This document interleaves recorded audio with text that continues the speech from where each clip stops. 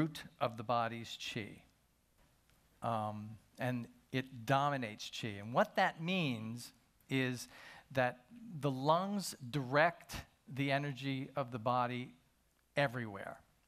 And it usually travels with blood in tandem. So it's said that blood is the mother of qi, and qi governs the blood, or leads the blood. All right. It manifests in the skin condition, if it's supple, if it's hydrated.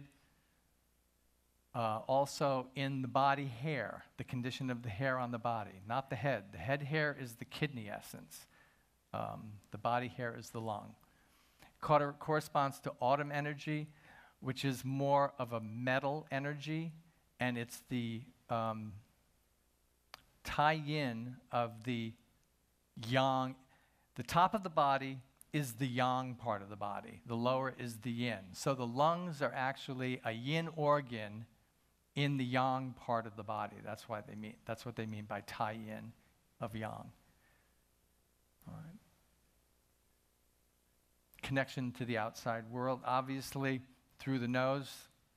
It's connected to the environment. It's the only organ that really opens up to the environment. So they also call it the tender organ, because it is susceptible to anything that's going on in your environment. Okay. So you inhale the pure qi of heaven, and you exhale the waste products. And that's what we're talking about, the elimination of the waste is through that function.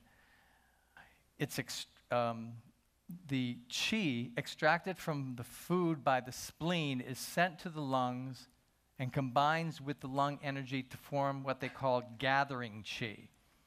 Now, when David was talking last night about how the heart pumps and how it sends the blood up to the lungs, and because of the oxygen, this is basically the same concept that he was talking about. When the digestive system extracts all of the nutrients out of the food that you're eating, what it does is it takes those nutrients and obviously puts them into the blood. And it's the blood that carries those nutrients up into the lungs, where it combines and creates what they call that gathering qi, or that zong qi. And from the lungs, it's dispersed to every part of the body. They say in traditional Chinese medicine that it's dispersed in a mist throughout the whole body. All right.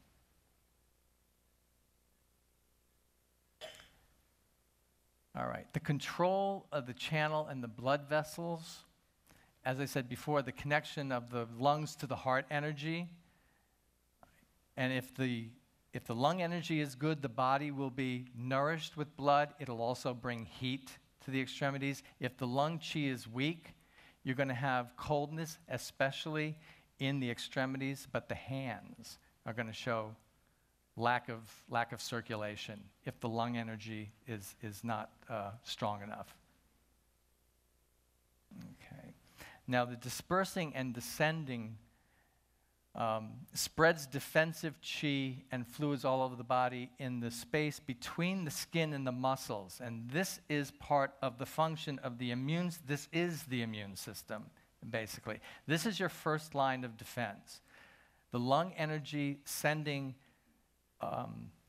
that energy in those spaces in the body. If you have a pathogen that is attacking you from the exterior, what it has to do is it has to penetrate that defensive line first.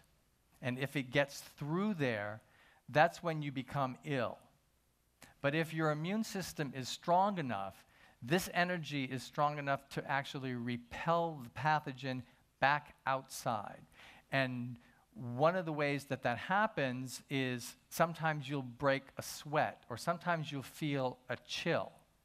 And what that is that's the defensive energy shaking the muscle layer so that the pores of the skin open, and it kicks it out. Okay. Now, the lung also has a very, very important connection to the kidneys. And when we talk about the kidneys, we're not talking about the physical kidneys, but we're talking about, in Chinese medicine, the area of that the kidneys have control over. But that's where the Jing resides. Remember that, okay? And what it is if the kidney energy does not grasp the lung qi when it sends it down, if the kidney energy isn't strong enough, it doesn't hold it down. So what you'll have is you'll have shortness of breath, or sometimes you'll have asthmatic conditions. Most asthma is caused by a disconnection of this energy between the lung and the kidneys, where you just cannot take a deep breath. It's all up here. So that's a really, really important connection. That's why you have to keep the Jing strong, especially the kidney yang essence, because that's the functional part, okay, of grasping the qi when the lung descends it. Another thing, it has a really important connection to the large intestine. The large intestine is the lung's paired organ. It's the what they call the fu organ, which is the empty organ. The lung is the solid organ, or the yin organ. The fu organs are yang. They're about function, okay? The yin organs are about storage and nourishment, right?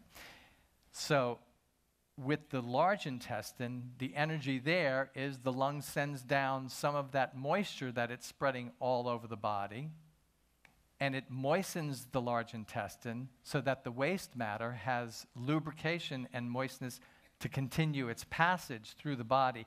The other thing is the qi is actually allowing it to go. It's pushing it by doing that. So most people don't realize that the lung is actually involved in defecation and elimination. It's that kind of, it's that kind of a connection. Okay.